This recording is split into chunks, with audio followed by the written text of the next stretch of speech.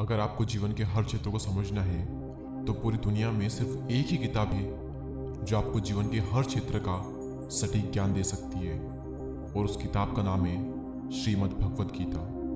दुनिया की सबसे बेस्ट बुक। और इसी पवित्र ग्रंथ में से आज मैं आपको कुछ ऐसे विचार बताने वाला हूँ जो आपके जीवन को एक नई दिशा में ले जाएंगे और आपके भटके हुए मन को एक सही रास्ता दिखाएंगे। लेकिन उन विचारों को शुरू करने से पहले आप एक दो गहरी सांसें लें और अपना पूरा फोकस मेरी आवाज़ पर रखें। जो व्यवहार आपको दूसरों से पसंद ना हो, ऐसा व्यवहार आप भी दूसरों के साथ कभी ना करें। वासना, क्रोध और लालच, ये तीनों नर्क के दरवाजे हैं। इंसान हमेशा अपने भाग्य को कोसता है, यह जानते हुए भी कि भाग्य सोचा उसका कर्म है, जो कि स्वयं उसके अपने हाथों में है।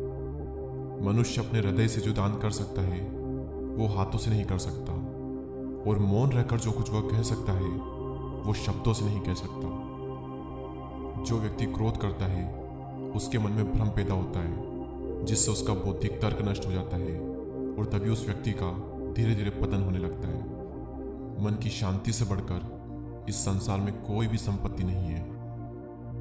कोई भी मनुष्य जन्म से ही महान नहीं होता, बल्कि महान बनने के लिए उसे महान कर्म भी करने पड़ते हैं। ज़्यादा खुश होने पर और ज़्यादा दुखी होने पर कभी भी निर्णय नहीं लेना चाहिए, क्योंकि यह दोनों ही परिस्थितियाँ आपको सही निर्णय नहीं लेने देती। अगर कोई आपको अच्छा लगता है तो अच्छा वो नहीं है, बल्कि अच्छे तो आप हो, क्योंकि उसमें अच्छाई देखने वाली नज़र आपके पास है।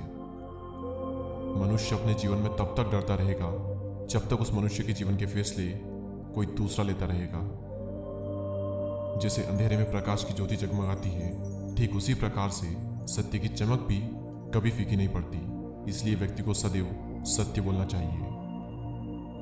सदैव संदेह करने वाले व्यक्ति के लिए प्रसन्नता ना तो इस लोक में है, ना ही परलोक में। परिवर्तन संसार का नियम है। समय के साथ संसार में हर चीज परिवर्तन के नियम का पालन करती है। मन चंचल है और इसे नियंत्रित करना कठिन है, लेकिन अभ्यास से इसे वश में किया जा सकता है। और जो मन को नियंत्रित नहीं करते, मन उनके लिए शत्रु के समान कार्य करता है। कर्म वह फसल है जिसे इंसान को हर हाल में काटना ही पड़ता है। इसलिए हमेशा अच्छे बीज बोएं ताकि आपकी फसल भी अच्छी हो। जिस प्रकार दीपक में तेल समाप्त होने पर दीपक बुझ जाता है, ठीक उसी प्रकार जब मनुष्य के कर्म भी क्षीण होने लगते हैं, तब उस मनुष्य का भाग्य भी नष्ट हो जाता है। इंसान के जीवन में आने वाला बुरा समय उस आईने की तरह होता है जो हमें हमारी क्षमताओं का सही आभास करवाता है। किसी भी व्यक्ति को ना तो समय से पहले और ना ही भाग्य से अधिक कुछ मिलता है, लेकिन उसे सदैव पाने के लिए उसे प्रयत्नशील रहना चाहिए। जिस प्रकार अग्नि स्वर्ण को परखती है, उसी प्रकार संकट वीर पुरुषों को। दूसरों पर भरोसा करना अच्छी बात है, पर कभी कभी भरोसा करने में भी सावधानी रखनी चाहिए, क्योंकि कई बार हमारे खुद के दांत भी हमारी जीभ को काट लेते हैं। आपको सच्चा चाहने वाला आपसे हर तरह की बात करेगा, हर मसले पर बात करेगा, लेकिन धोखा देने वाला आपसे सिर्फ प्यार भरी बातें करेगा। जीवन का दूसरा नाम संघर्ष है। मैं कर सकता हूँ ये आत्मविश्वास है, लेकिन सिर्फ मैं ही कर सकता हूँ ये सोचना घमंड है। आत्मविश्वास को अपनाएं और घमंड को छोड़ें। कौन क्या कह रहा है और क्यों कह रहा है, इन सब से आप जितना दूर रहेंगे, जीवन में आप उतना ही खुश रहेंगे। अगर आप अपनी गलतियों से कुछ सीखते हो तो गलतियां सीढ़ियां बनती है, और अगर नहीं सीखते हो तो गलतियां सागर बनती है। फैसला आपका है कि आपको चढ़ना है या फिर डूबना है। गीता में लिखा है कि जब इंसान की जरूरत बदल जाती है, तब उस इंसान के बात करने का तरीका भी बदल जाता है। मनुष्य अपने विश्वास से निर्मित होता है। जैसा वह विश्वास करता है, वैसा ही वह बन जाता है। और यदि कोई व्यक्ति विश्वास के साथ इच्छित वस्तु को लेकर नित्य चिंतन करता है, तो वो जो चाहे वो बन सकता है।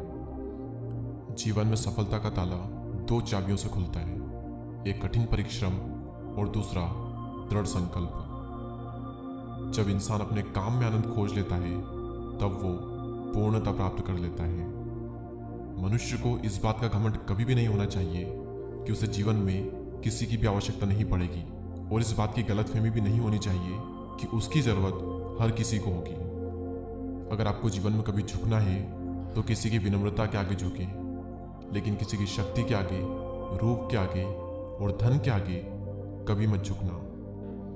जो बीत गया उस पर दुख क्यों करना, जो है उस पर अहंकार क्यों करना और जो आने वाला है उस पर मोह क्यों करना। जिस प्रकार विद्यार्थी का धर्म होता है विद्या प्राप्त करना, सैनिक का धर्म होता है देश की रक्षा करना, ठीक उसी प्रकार मनुष्य को अपने धर्म के अनुसार कर्म करना चाहिए और जिस मानव का जो कर्तव्य है वो कर्तव्य उसे पूर्ण करना चाहिए।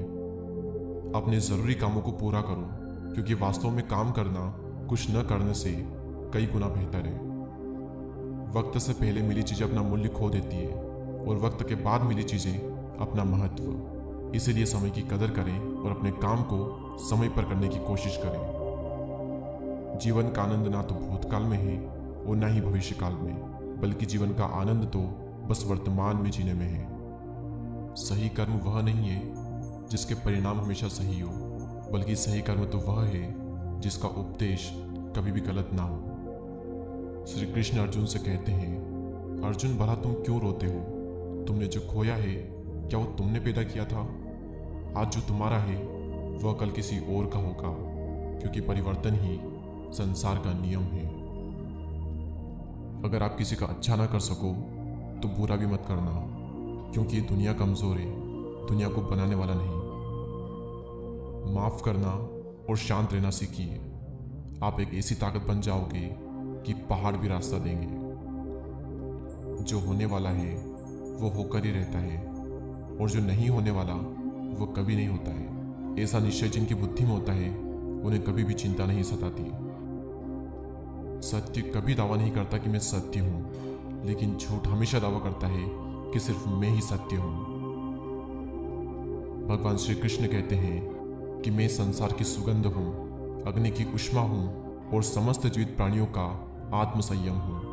आप चाहे कितने भी अच्छे कर्म कर लो, लेकिन समाज सदैव आपके बुरे कर्मों को ही याद रखता है। इसलिए लोग क्या कहेंगे यह सोचने से बेहतर है कि आप अपना कर्म करें।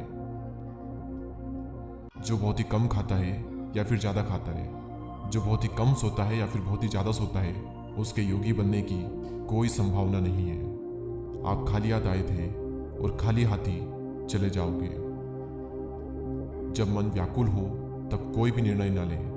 भरे हुए मन से लिया गया निर्णय कभी भी सही नहीं होता। जुआ, मदिरापान, हिंसा, असत्य, मद, आसक्ति, निर्दयता और एक से ज़्यादा स्त्री के साथ संबंध रखना, इन सब में कलयुग का वास है। इंद्रियों के अधीन होने से मनुष्य के जीवन में विकार और परेशानियां आती है। आनंद मनुष्य के भीतर ही निवास करता है, लेकिन मनुष्य उसे स्त्री में, घर में और बाहरी सुखों में खोज रहा है। और आखिरी विचार कि भगवान ने जिसे भी संपत्ति दी है उसे गाय अवश्य रखनी चाहिए। इन सभी विचारों में से कौन सा विचार आपको सबसे ज़्यादा पसंद आया हमें कमेंट कर ज़रूर बताएं। और इसी तरह के पॉजिटिव वीडियोस को देखने के लिए हमारे चैनल को सब्सक्राइब करके बेल आइकन को प्रेस करें। मैं आपसे मिलूंगा अगले वीडियो में। तब तक के लिए जय हिंद, जय भारत, जय श्री कृष्णा।